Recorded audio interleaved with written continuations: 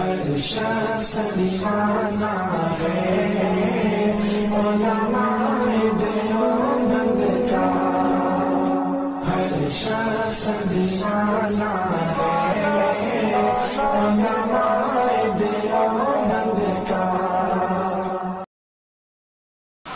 تو جیسے کعبۃ اللہ اللہ کا گھر ہے، اسے حضرت آدم علیہ السلام کے ذریعے سے بنوایا گیا، اس سے پہلے فرشتوں نے کعبے کو بنایا، ایسے ہی کعبے کی طرف رخ کر کے نماز پڑھنے سے پہلے مسلمانوں کے لیے، ایمان والوں کے لیے مقدس گھر بیت المقدس تھا، اور اسے بھی حضرت آدم علیہ السلام کے ہاتھوں سے اللہ نے بنوایا۔ بعد میں پھر زمانہ بدلتے بدلتے اس کی نشانیاں مٹ گئی، علامتیں ختم ہو گئی، تو حضرت سلیمان علیہ السلام کے ذریعے سے اللہ نے بیت المقدس کو تعمیر کرایا۔ حضرت سلیمان علیہ السلام جہاں ایک طرف اللہ کے نبی تھے، وہیں حضرت سلیمان وقت کے بادشاہ بھی تھے، دونوں چیزیں اللہ نے انہیں دی تھی، نبوت بھی دی تھی، بادشاہت بھی دی تھی۔ تو حضرت سلیمان کو حکم ہوا کہ بیت المقدس تعمیر کیا جائے، ان کی نگرانی میں انسانوں نے بھی حصہ لیا بیت المقدس بنانے میں، اور جنات کے ذریعے سے بھی حضرت سلیمان نے کام لیا۔ خیر اس کی ایک عظمت ہے، اس کی ایک فضیلت ہے، قرآن میں اس کا تذکرہ ہے بیت المقدس کا، اسلام کی تعلیمات میں اس کے تذکرے ملتے ہیں، اس کی فضیلت کا ذکر ملتا ہے۔ حضرت عمر رضی اللہ تعالیٰ عنہ کے دور خلافت میں بیت المقدس کا پورا ایریا عیسائیوں کے قبضے میں تھا، وہ پورا کا پورا شہر عیسائیوں کا تھا، اور بیت المقدس بھی انہی کے اینڈور تھا، ان کے قبضے میں تھا۔ حضرت عمر رضی اللہ تعالیٰ عنہ نے اپنی طرف سے ایک فوج تیار کر کے اس کا امیر حضرت ابو عبیدہ رضی اللہ تعالیٰ عنہ کو بنایا، اور بنا کر ذمہ داری دی کہ تم جا کر کے بیت المقدس کو فتح کرو، انہیں عیسائیوں کے قبضے سے نکال کر اپنے قبضے میں لے لو۔ چنانچہ جب حضرت ابو عبیدہ رضی اللہ تعالیٰ عنہ امیر المؤمنین کی طرف سے لشکر کے امیر بنائے گئے، لشکر کے امیر کی ذمہ داری انہیں دی گئی، 30,000 صحابہ کا لشکر تیار کر کے ملک شام کی طرف روانہ ہوئے۔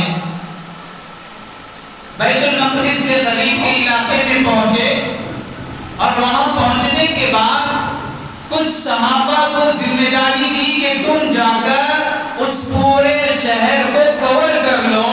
چاروں طرف سے اس کو گھیر لو اور اس کا محاصرہ کر لو۔ جس شہر میں بیت المقدس ہے اس پورے شہر کو چاروں طرف سے حضرت صحابہ رضی اللہ عنہم نے امیر کی اطاعت میں، امیر کی تابعداری میں، امیر کے حکم پر عمل کرتے ہوئے جا کر اس شہر کا محاصرہ کر لیا۔ ایک دن گزرا، 2 دن گزرے، 3 دن گزرے، محاصرہ کر کے شہر کے اندر کے لوگ شہر میں ہی ہیں اور یہ شہر کے باہر محاصرہ کیے ہوئے کھڑے ہیں۔ 3 دن گزر گئے، اس شہر کا ایک آدمی بھی صحابہ سے بات تک کرنے تیار نہیں، باہر نکلنے تیار نہیں، گفتگو کرنے تیار نہیں، اور اپنی حفاظت کا جو بندوبست کرنا تھا شہر کے لوگوں نے وہ پورا بندوبست کر کے سیفٹی کے ساتھ، پورا شہر اندر ہے اور شہر کے چاروں طرف صحابہ کا لشکر گھیراؤ کیا ہوا ہے۔ جب 3 دن گزر گئے، اندر سے کوئی آواز نہیں آ رہی، کوئی آ کر صحابہ سے بات کرنے تیار نہیں، گفتگو کرنے تیار نہیں، تو صحابہ کے لشکر میں سے حضرت یزید بن ابی سفیان آگے بڑھے اور اس شہر کے دروازے کے قریب جا کر کے زور سے آواز لگائی. آواز لگا کر کے شہر والوں کے سامنے 3 باتیں رکھی. پہلی بات یہ رکھی کہ دیکھو ہماری طرف سے تمہیں اسلام کی دعوت دی جاتی ہے، جو ہمارے نبی کا پیغام ہے، جو ہمارے نبی کا مذہب ہے، اور جو تعلیمات ہمارے نبی اس دنیا میں لے کر آئے ہیں، وہ ہمارے مذہب اسلام کو آپ لوگ قبول کر لو. اگر اسلام کو قبول نہیں کر سکتے تو دوسری بات رکھی کہ تمہیں ٹیکس دینا پڑے گا، جزیہ دینا پڑے گا. اگر تم لوگ اسلام بھی قبول نہیں کریں گے اور ٹیکس بھی نہیں دیں گے تو پھر ہمارے ساتھ جنگ کرنے کے لیے تیار ہو جاؤ. ہم آپ کے ساتھ جنگ کرنے کے لیے آ کر یہاں گھیراؤ ڈال چکے ہیں. جب یہ 3 باتیں بیت المقدس کے شہر والوں کے سامنے دروازے کے باہر کھڑے ہو کر یزید بن ابی سفیان صاحب رکھی تو اندر سے آواز آئی، اندر سے جواب آیا، ہم مر جائیں گے مگر آپ کے دین کو، آپ کے مذہب کو، آپ کے اسلام کو کبھی بھی قبول نہیں کریں گے. وہ عیسائی مذہب والے تھے، وہ اپنا مذہب چھوڑ کر کے مذہبی اسلام قبول کرنے کے لیے تیار نہیں ہے،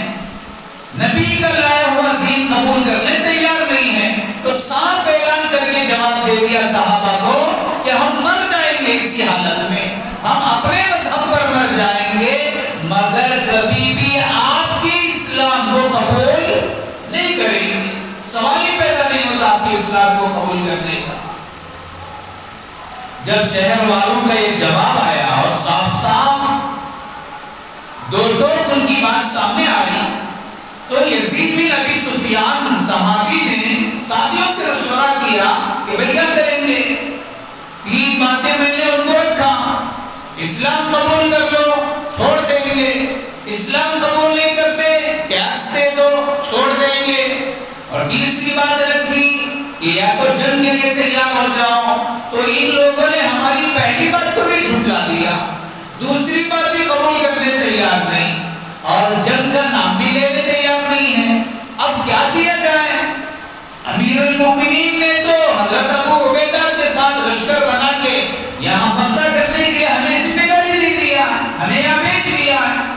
اب کیا کیا جائے؟ کیا جنگ شروع کریں گے ان کے ساتھ؟ ساتھیوں نے مشورہ دیا، ہمارے فوج کے، ہمارے لشکر کے امیر ابو عبیدہ ہیں، وہ خیمے کے اندر ہیں، ہم ان کے پاس جائیں گے اور ان سے مشورہ کریں گے، وہ جو ہمیں مشورہ دیں گے اس پر ہمارا عمل ہوگا. ہم آپس میں اپنی طرف سے کوئی فیصلہ امیر کو چھوڑ کر کے نہیں لے سکتے.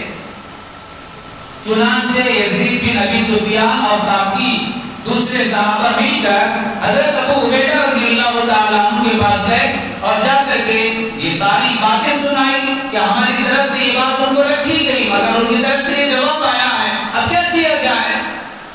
2 آپشن تو ختم ہو گئے، اب آخری آپشن بچا ہے، آپ کیا کہتے ہیں اس کے بارے میں؟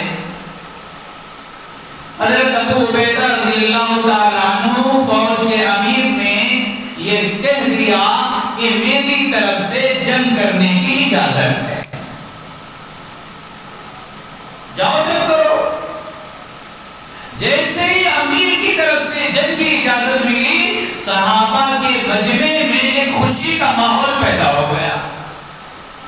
پورے جذبے کے ساتھ اور پورے حوصلے کے ساتھ جنگ کرنے کے لیے جب آگے بڑھے، بیت المقدس کے شہر کے جب قریب گئے تو شہر والوں کی طرف سے تیروں کی بارش شروع ہو گئی. لگاتار اندر سے وہ لوگ تیر برسا رہے ہیں تاکہ یہ صحابہ کا مجمع قریب نہ آئے اور ہمارے اوپر حملہ نہ کر دے. اپنے بچاؤ کے لیے اندر سے تیروں کی برسات ہو رہی ہے اور صحابہ قریب جانے کے لیے بھی پوزیشن پوزیشن رہی ہے، پیچھے ہٹنے کا بھی نام لینے نہیں ہے صحابہ. اسی جگہ کھڑے ہو کر اس آنے والی تیروں کا مقابلہ کیا، بچاؤ کیا، اور یہاں سے ان کے اوپر فائرنگ کیا، اس کا جواب دیا. ان کی طرف سے جو ان کے پاس سامان تھا، ہتھیار تھے، اس کو استعمال کیا. یہ سلسلہ چلتے چلتے 10 دن گزر گئے، مگر وہاں سے تیروں کا سلسلہ ختم نہیں ہو رہا اور صحابہ کو آگے بڑھنے کا موقع ہی نہیں دیا جا رہا. کیا کیا جائے؟ قریب گئے تو حملہ کر سکیں گے نا، قریب ہی جانے کا موقع نہیں مل رہا ہے، اور شہر والے لگاتار تیر برسا رہے ہیں اور صحابہ کھڑے ہیں، نہ پیچھے ہٹنے کے لیے ہے اور پیچھے ہٹنے تیار ہے، نہ سامنے جانے کے لیے تیار ہے، تو سامنے جانے کا موقع نہیں ہے. 10 دن کا عرصہ گزر گیا تو عیسائی شہر کے لوگوں نے ان کے جو مذہب کے پوپ ہوتے ہیں، جیسے پادری ہوتے ہیں، اور ہندو مذہب کے اندر ان کے ایک گرو ہوتے ہیں، ایسے عیسائی مذہب کا ایک بڑا آدمی ہوتا ہے جسے پوپ کہتے ہیں. یہ لوگ جا کر کے پوپ کے پاس یہ بات رکھی اور کہا کہ 10 دن کا عرصہ گزر گیا، ہم تیروں پر تیر برسا رہے ہیں، وہ مجمع پیچھے ہٹنے کے لیے تیار نہیں ہے، الٹا ان کے امیر بھی ایک بڑے لشکر کو لے کر کے مکمل حملہ کرنے کے لیے آ کر اتر چکے ہیں. اب کیا کیا جائے؟ اب ہمارے پاس کوئی دوسرا آپشن نہیں ہے. وہ لوگ کیا چاہ رہے ہیں اور وہ لوگ پیچھے ہٹنے تیار ہیں. اب ان کا کیا کیا جائے؟ اس کا کیا حل ہو سکتا ہے؟ جب پوپ کے پاس جا کر یہ بات رکھی کہ اس طرح مسلمان صحابہ کے ایک بڑے لشکر بالکل ہمارے قریب ہیں اور ان کے امیر بھی حملہ کرنے کے لیے آ چکے ہیں، ان کے ساتھ مل گئے ہیں، تو پوپ نے یہ بات سن کر کے اس کا چہرے کا رنگ بدل گیا اور وہ پریشان ہو کر کے کہا کہ اگر وہ لشکر کا امیر وہی ہے جس امیر کے بارے میں ہماری کتابوں کے اندر نشانیاں موجود ہیں، تب تو ہم برباد ہو گئے، یہ بیت المقدس ان کے حوالے ہو جائے گا اور یہ پورا شہر بھی ان کے قبضے میں چلا جائے گا. اور اگر اس لشکر کا امیر وہ آدمی نہیں ہے جس کے بارے میں نشانیاں ہماری کتابوں میں ہیں، آسمانی کتابوں میں ہیں، پھر تو گھبرانے کی ضرورت نہیں ہے. وہ چاہے 10 دن نہیں، سالوں سال بھی یہاں کھڑے ہو کر کے مقابلہ کرتے رہے، تب بھی یہ شہر ان کے ہاتھ سے فتح نہیں ہو سکے گا. چلو جا کر کے دیکھتے ہیں یہ مسلمانوں کے لشکر کا امیر کون ہے. چنانچہ پوپ اپنے ساتھیوں کو لے کر کے شہر کے دروازے کے پاس آ کے کھڑا ہوا اور شہر کے دروازے کے اندر سے مجمع کو دیکھا، صحابہ کے لشکر کو دیکھا صحابہ کے، تو ساتھی سے کہا آواز دے کر کہو تھوڑی دیر کے لیے جنگ روک لی جائے اور یہ تیروں کی برسات روک لی جائے، ہم کچھ بات کرنا چاہتے ہیں. چنانچہ شہر کے اندر سے دروازے کے اندر سے ایک آواز دے کر کے ساتھی نے کہا کہ بھائی تھوڑی دیر کے لیے یہ تیروں کا سلسلہ بند کرو، ہمارے پوپ تم سے کچھ بات کرنا چاہتے ہیں. ابو عبیدہ رضی اللہ تعالیٰ عنہ نے اجازت دے دی کہ ٹھیک ہے آ جاؤ، کیا بات کرنا ہے ہم سے بات کر لیں. تو دروازہ کھول کر کے پوپ اور ان کے کچھ ساتھی بیت المقدس کے شہر والے حضرت ابو عبیدہ رضی اللہ تعالیٰ عنہ کے پاس آئے اور آ کر کے پوپ نے غور سے حضرت ابو عبیدہ کو دیکھا، اس لیے کہ وہی امیر تھے نا مسلمانوں کے، لشکر کے امیر ہیں، لشکر کے سردار ہیں، ان کو غور سے اوپر سے نیچے تک دیکھا، ان کے چہرے کو دیکھا، ان کے لباس کو دیکھا اور ان کے پورے صفات کو دیکھا. یہ ساری چیزوں کو دیکھنے کے بعد اپنے ساتھیوں سے کہا گھبرانے کی ضرورت نہیں ہے، یہ وہ سردار نہیں ہے مسلمانوں کا جس کے ہاتھ سے بیت المقدس فتح ہونے کی باتیں ہماری آسمانی یہ تو کوئی دوسرا آدمی ہے، چلو مقابلے کے لیے تیار ہو جاؤ، لگاتار ہماری طرف سے بھی جنگ جاری رہے گی۔ اب گھبرانے کی ضرورت نہیں ہے۔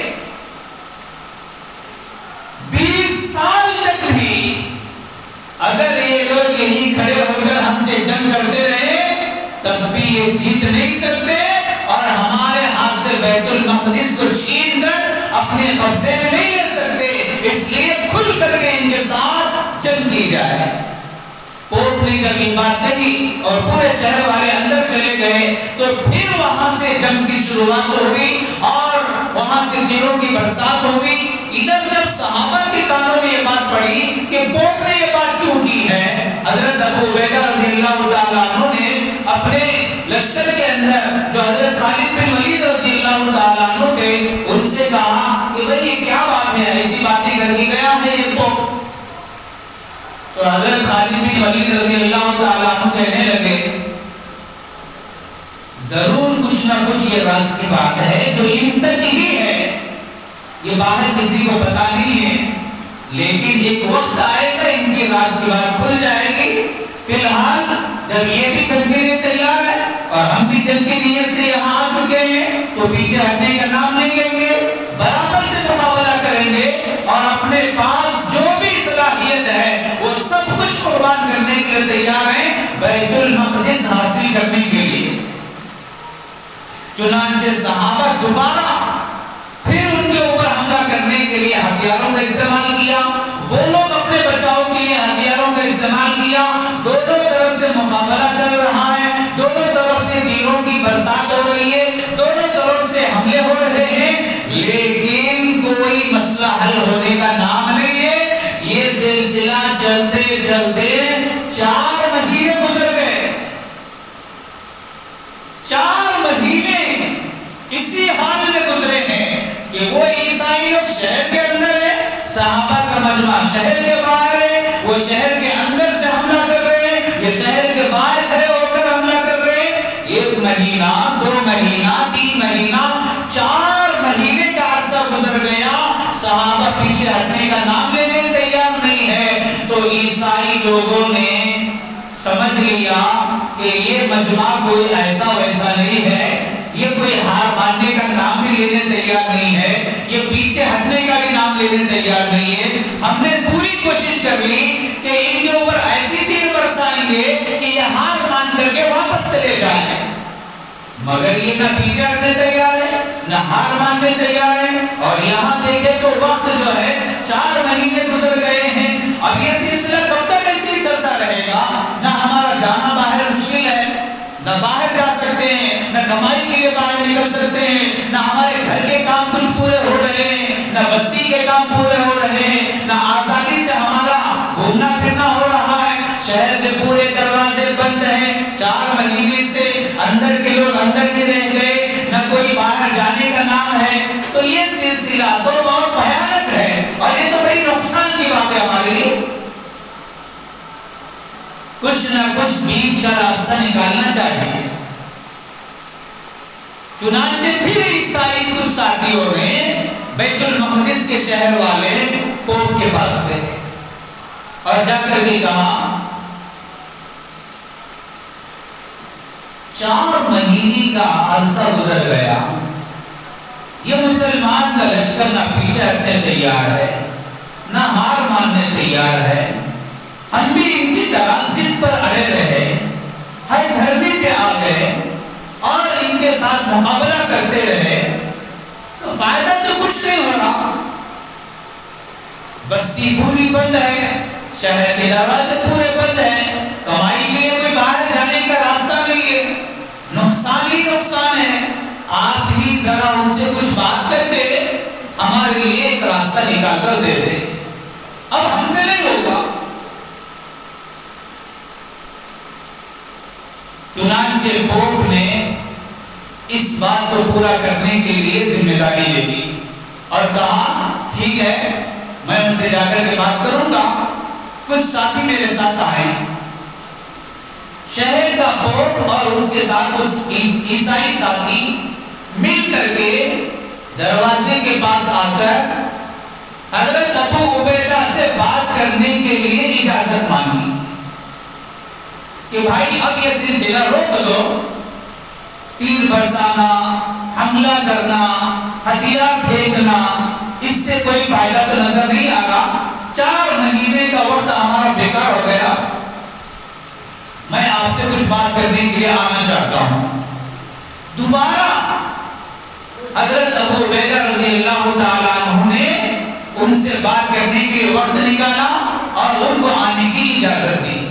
چنانچہ جب حضرت ابو عبیدہ مسلمان صحابہ کے لشکر کے امیر اور ادھر عیسائیوں کے پوپ دونوں نے مل کر کے ایک جگہ میٹنگ بٹھائی اور دونوں کے درمیان میں جب بات ہونے لگی تو عیسائی پوپ حضرت ابو عبیدہ رضی اللہ تعالیٰ عنہ سے صاف الفاظ میں کہنے لگا،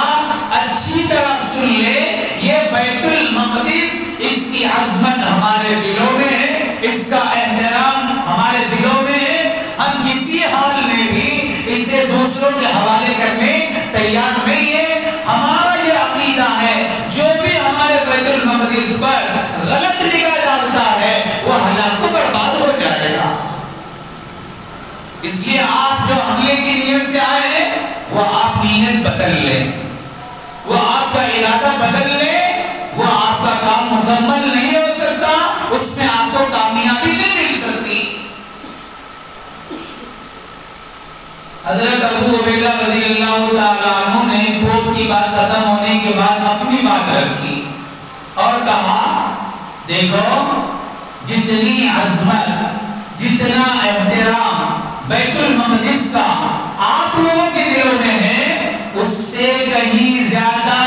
اس کی عظمت ہمیں معلوم ہے، اس کا احترام ہم کرتے ہیں، اس کا تذکرہ ہمارے نبی پر جو قرآن اترتا ہے، جو وحی اترتی ہے، اس کے اندر اس کا تذکرہ موجود ہے، اور ہمارے نبی صلی اللہ علیہ وسلم کو جو معراج کا سفر ہوا تھا، جو اللہ نے آسمانوں پر ملاقات کے لیے بلایا تھا، جو جنت اور جہنم کی سیر کرنے کے لیے 7 آسمانوں کے اوپر عرش کے پاس ملاقات کے لیے ہمارے نبی کو جو بلایا گیا، ہمارے نبی کو جو سفر کرایا گیا، وہ معراج کا سفر اسی بیت المقدس سے شروع ہوا تھا، اسی بیت المقدس میں ہمارے نبی نے سارے سوالات انبیاء علیہ السلام کو جوڑ کر کے ان کو نماز پڑھائی تھی، ان کی امامت کی تھی۔ آپ کیا سمجھتے ہیں ہماری نظر میں بیت المقدس کا کوئی احترام نہیں ہے، ہماری نظر میں اس کی کوئی عظمت نہیں ہے، ہماری نظر میں اس کی کوئی فضیلت نہیں ہے، ہم بھی اس کا ادب کرتے ہیں، ہم بھی اس کا احترام کرتے ہیں، ہمارے دل کے اندر بھی اس کی عظمت ہے، ہم کسی حال میں بھی بیت المقدس کو فتح کرے بغیر نہیں جا سکتے۔ جب حضرت ابو عبیدہ کی یہ باتیں پوپ نے سنی تو عیسائی پوپ کہنے لگا، دیکھو بیکار کی باتیں کر کے وقت ضائع نہ کرو، ہمیں معلوم ہے کہ یہ بیت المقدس کس کے ہاتھ سے فتح ہونے والا ہے، اور جس کے ہاتھ سے یہ بیت المقدس فتح ہونے والا ہے اس کی کچھ نشانیاں ہماری کتابوں میں موجود ہیں، وہ نشانیاں آپ کے پاس نہیں ہیں، تو بیکار کی محنت کیوں کریں گے، وقت ضائع کیوں کریں گے، اور ہتھیار کیوں ویسٹ کریں گے، نشانیاں نہیں ہیں، اس لیے میں کہتا ہوں تم سے یہ کام نہیں ہو سکتا، تم 4 مہینے کا وقت برباد کیے ہیں، اگر اسی طرح 20 سال بھی اسی جگہ کھڑے ہو کر ہمارا مقابلہ کرتے رہیں گے، تب بھی میں صاف کہتا ہوں، 100% گارنٹی دیتا ہوں، 100% میری یہ بات لکھ کر رکھ لیں، تمہارے ہاتھ سے بیت المقدس فتح نہیں ہو سکتا۔ حضرت ابو عبیدہ پریشان ہو گئے اور کہا کہ جو آپ بار بار یہ کہہ رہے ہیں کہ بیت المقدس کو فتح کرنے والا وہ الگ ہی انسان ہے اور اس کی کچھ نشانیاں ہماری کتابوں میں ہم نے پڑھا ہے، تو ذرا وہ نشانیاں تو کیا ہے بتائے تو صحیح، ہم کو بھی پتہ چلے گا نا، تمہاری لاش کے بعد تمہارے اندر رہے گی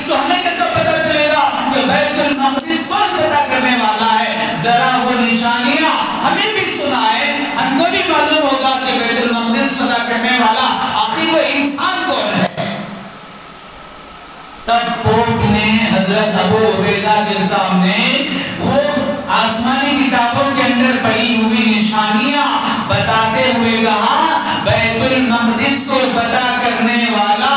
وہ انسان ہوگا جو مسلمانوں کے نبی محمد صلی اللہ علیہ وسلم کا صحابی ہوگا، اس کا نام عمر ہوگا، اس کا لقب فاروق ہوگا، وہ دین کے کاموں میں بڑا سخت مثال ہوگا، وہ کسی کی پرواہ دین کے بارے میں نہیں کرتا، وہ انسان آئے گا، بیت المقدس فتح ہوگا۔ جب تک وہ انسان نہیں آتا بیت المقدس کو ساری دنیا بھی اپنی دولت اور طاقت لگا لے کوئی فتح نہیں کر سکتا۔ جب پوپ نے یہ نشانیاں بتائی ابو عبیدہ مسکرا اٹھے،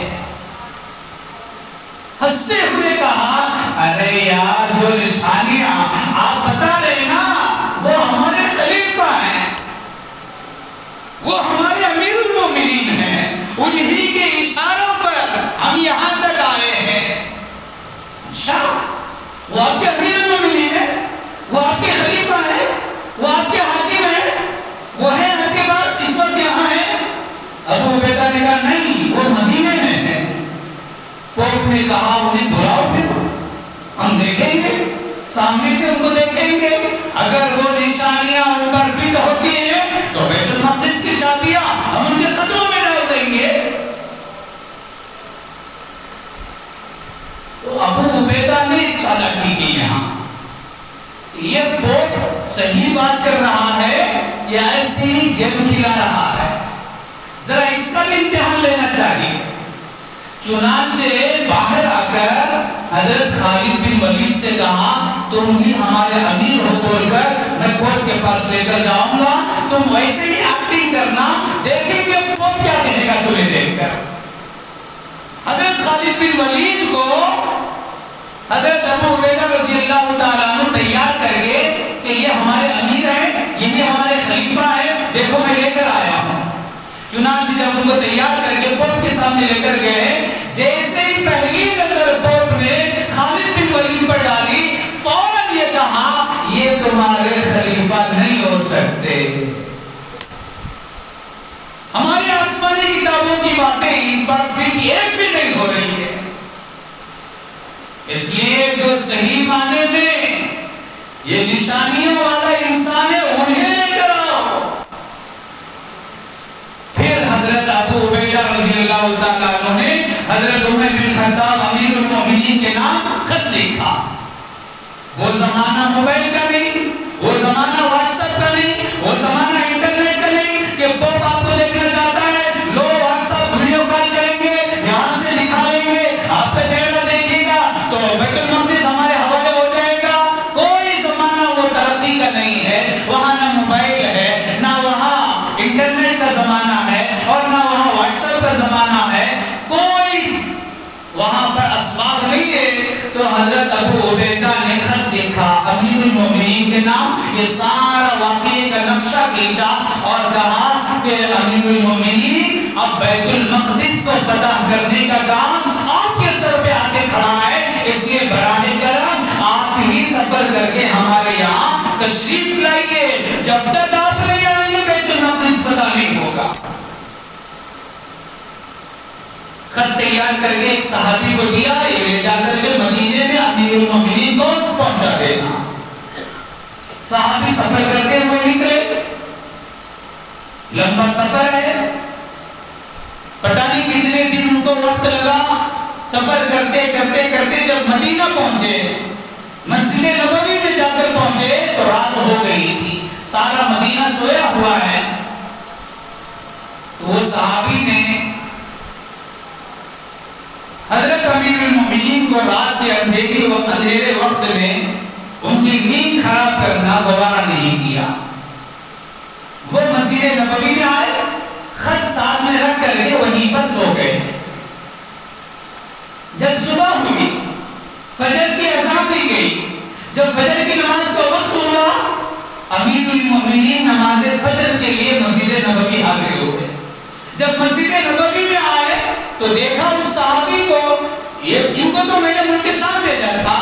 بیت المقدس کے فتح کرنے کے لشکر میں ان کو بھیجا تھا، یہ یہاں کیوں نظر آ رہے ہیں؟ ان کو سلام کیا تو وہ صحابی سلام کا جواب دے کر کے امیر المومنین کے پاس آئے اور آ کر کے حضرت ابو عبیدہ رضی اللہ تعالیٰ عنہ کا لکھا ہوا خط ان کو دیا کہ یہ ہمارے فوج کے امیر نے آپ کو خط لکھ کے دیا۔ نماز سے فارغ ہونے کے بعد حضرت امیر المومنین عمر فاروق رضی اللہ تعالیٰ عنہ نے وہ حضرت ابو عبیدہ رضی اللہ تعالیٰ عنہ کا پورا خط زور زور سے پڑھ کر کے صحابہ کو سنایا اور مشورہ کیا کہ بات ایسی آئی ہے، اب اس کے بارے میں کیا ہے، آپ کی کیا رائے ہے؟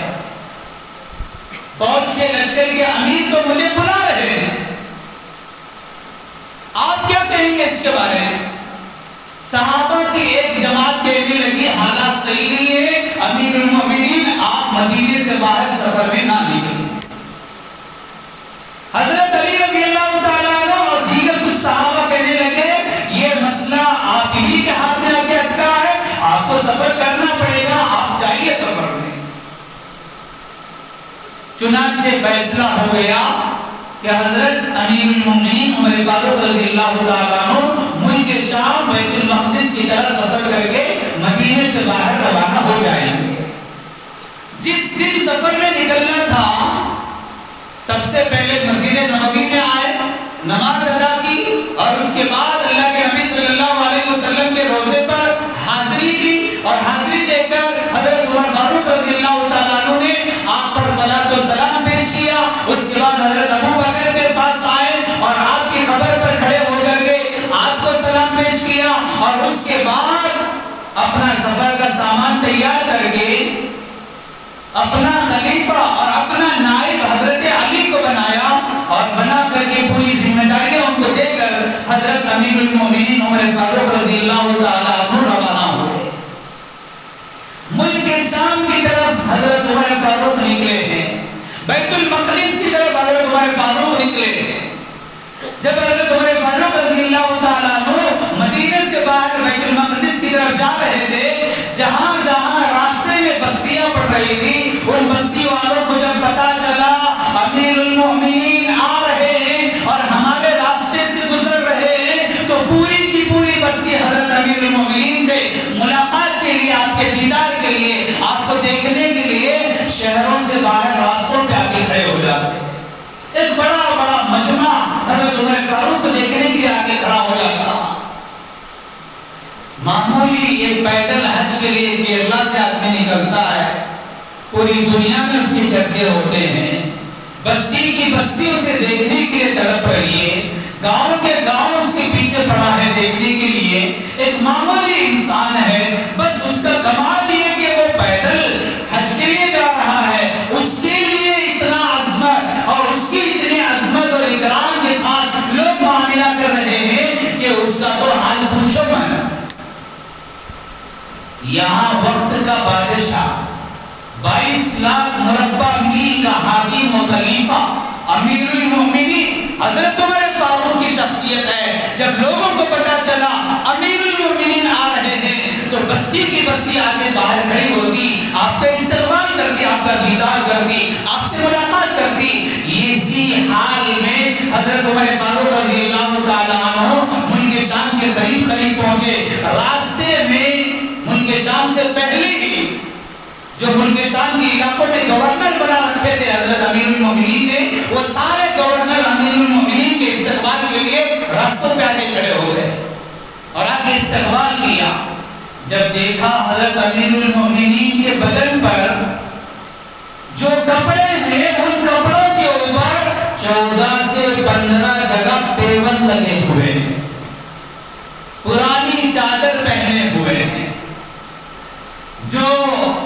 چپل اور جوتا پہنے ہیں وہ بھی پھٹا ہوا ہے، جو عمامہ سر پہ ہے وہ بھی پھٹا ہوا ہے۔ یہ ہے حال وقت کے امیر المومنین کا اور ان کے ہاتھوں سے بیت المقدس فتح ہونا ہے۔ جانے کا منظر دیکھو کیا ہے۔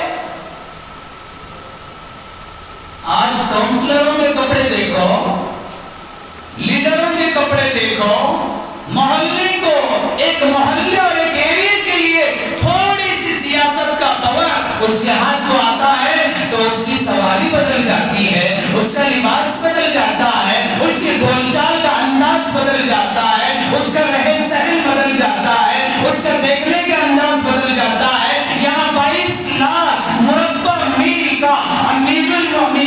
سفر کر رہا ہے، وہ بھی بیت المقدس کی طرف، اور دو وقت کا خلیفہ سفر کر رہا ہے، لیکن بدن پر جو کپڑا ہے، بدن پر جو چادر ہے، اس پر 14 سے 15 گھڑا پیبند لگے ہوئے ہیں۔ جس سواری پر سوار ہے ایک معمولی سی سواری ہے۔ جب ملک شام کے گورنروں نے امیر المومنین کا یہ حال دیکھا تو درخواست کی، ریکویسٹ کی، آپ کہاں جا رہے ہیں؟ کس جگہ آپ کو جانا ہے معلوم ہے؟ جہاں پورا ملک شام بیت المقدس کے پوری عیسائی کے اندر، پوری عیسائیوں کے دلوں میں آپ کی نشانیاں ہیں، انہوں نے اپنی کتابوں میں آپ کی نشانیاں، آپ کی علامتیں پڑھی ہیں، آپ کے انتظار میں وہ بڑے بڑے پوپ، بڑے بڑے پادری، بڑے بڑے عیسائی لوگ انتظار میں کھڑے ہیں۔ ایسی جگہ آپ ایسے حال میں جائیں گے تو آپ کی عزت کا کیا حال ہوگا؟ ان کی نظروں میں آپ کیا ہو جائیں گے؟ اسلام کا کیا ہوگا؟ مسلمانوں کا کیا ہوگا؟ اس لیے ہم آپ سے ریکویسٹ کرتے ہیں ذرا آپ اپنے کپڑے بدل لیں۔ کوئی معمولی کام کے لیے نہیں جا رہے آپ، کوئی معمولی انسان نہیں ہے آپ، اپنا لباس بدل لیں، اپنی سواری بدل لیں، ہم حاضر کریں گے آپ کا حکم ہوگا تو۔ جب گورنروں نے درخواست کی، اپیل کی اور منت سماجت کی تو ان کا دل رکھنے کے لیے حضرت عمر فاروق نے کپڑے بنا کر کے نئے کپڑے پہنے، سواری بدل کر کے دوسری سواری پر سوار ہوئے،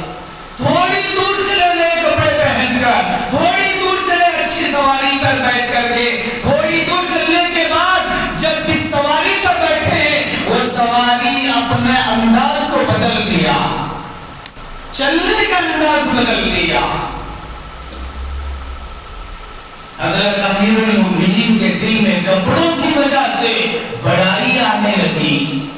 سواری کی وجہ سے بڑائی آنے لگی۔ آدمی جب اچھے کپڑے پہنتا ہے اپنے آپ کو کچھ اور سمجھتا ہے، آدمی جب MLA کے بازو کھڑا ہوتا ہے اپنے آپ کو کچھ اور سمجھتا ہے، آدمی جب CM کے بازو کھڑا ہوتا ہے اپنے آپ کو کچھ اور سمجھتا ہے، آدمی جب PM کے بازو کھڑا ہوتا ہے اپنے آپ کو کچھ اور سمجھتا ہے، آدمی جب 10,000 کی گاڑی میں بیٹھتا ہے اس کا انداز الگ ہوتا ہے، اور وہی آدمی جب 10 لاکھ کی گاڑی میں بیٹھتا ہے اس کا انداز الگ ہوتا ہے، وہی آدمی جب 1 کروڑ کی گاڑی میں بیٹھتا ہے اس کا انداز الگ ہوتا ہے، اس کا مزاج الگ ہوتا ہے، اس کی دل کی کیفیت ہی الگ ہوتی ہے۔ امیر المومنین جب پرانے کپڑوں میں آ رہے تھے انداز الگ تھا، دل کی حالت الگ تھی، جب سواری ایسی ویسی تھی دل کی حالت الگ تھی، جب صحابہ کے اپیل پر سواری بدلی، لباس بدلا، اچھے عمدہ کپڑے پہنے تو تھوڑی دور چلے تھے، اس کپڑوں کی بڑائی دل میں آئی، فوراً سواری سے اتر گئے اور کہا لاؤ میری پرانی سواری، لاؤ میری پرانی چادر، اسی کو پہن کر کے بیت المقدس کا سفر کروں گا، اسی کپڑوں میں بیت المقدس میں داخل ہو جاؤں گا۔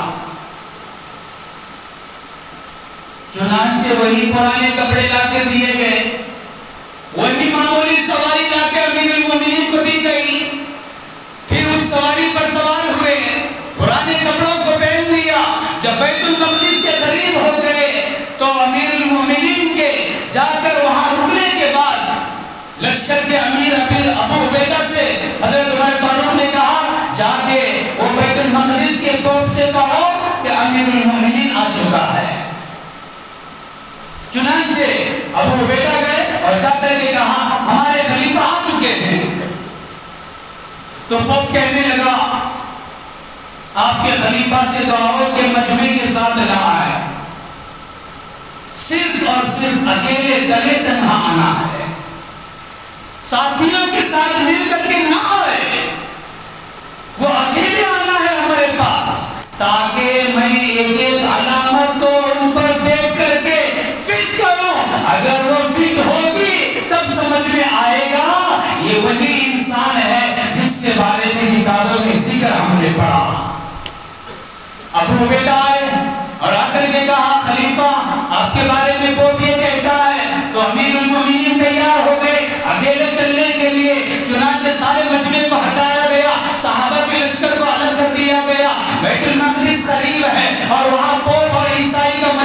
انتظار میں کھڑا ہے. دیکھتے ہیں وہ کون ہے فاتح بیت المقدس, دیکھتے ہیں وہ کون ہے جس کی شان کا تذکرہ ہماری کتابوں میں ہے, جس کی نشانیاں ہماری کتابوں میں ہیں, جس کی علامتیں ہماری کتابوں میں ہیں. چنانچہ جب اکیلے امیر المومنین چلتے ہوئے آئے, جب پوپ کی نظر عمر فاروق پر پڑی اور جیسے جیسے قریب ہوتے گئے, پوپ نے چیخ کر کے کہا خدا کی قسم یہ وہی انسان ہے جس کے بارے میں ہم نے اپنی کتابوں میں پڑھا. ہر نشانی اس کے اوپر فٹ ہو رہی ہے. اس کا لباس وہی ہے جو کتاب میں ہے, اس کا چہرہ وہی ہے جو کتاب میں ہے, اس کی سواری وہی ہے جو کتاب میں ہے. چنانچہ بیت المقدس کے چابیوں کو پوپ نے لا کر کے عمر فاروق کے سامنے توڑ کر آ کے آپ کے ہاتھ میں دے دیا اور کہا لیجیے بغیر جنگ کے ہم آپ کا شہر آپ کے حوالے کرتے ہیں, بیت المقدس آپ کے حوالے کرتے ہیں. بھائیوں یہ ہے پوری تاریخ بیت المقدس کیسے فتح ہوا حضرت عمر فاروق رضی اللہ تعالیٰ عنہ کے ہاتھوں سے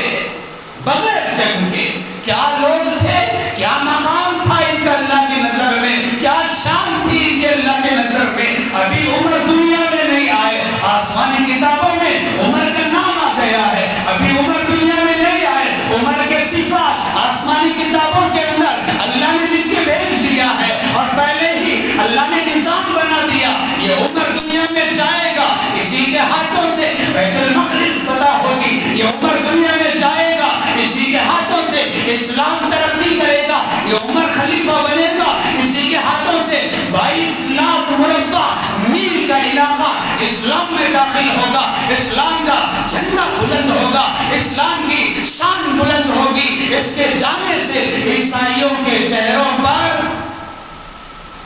روب و دبدبے کا اثر پڑے گا.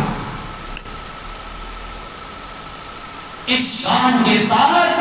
حضرت عمر فاروق نے اپنی خلافت کے نظام کو سنبھالا ہے.